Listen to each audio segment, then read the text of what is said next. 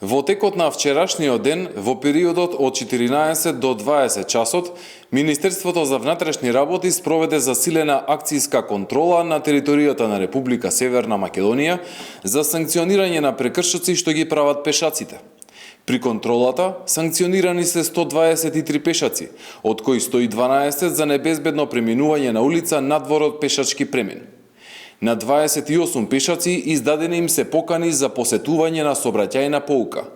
За време на контролата регистрирани се и 110 останати прекршоци.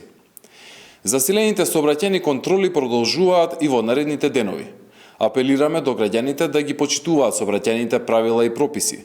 Пешаците да го минуваат коловозот на обележан пешачки премин, затоа што непочитувањето на сообраќајните правила ќе биде санкционирано.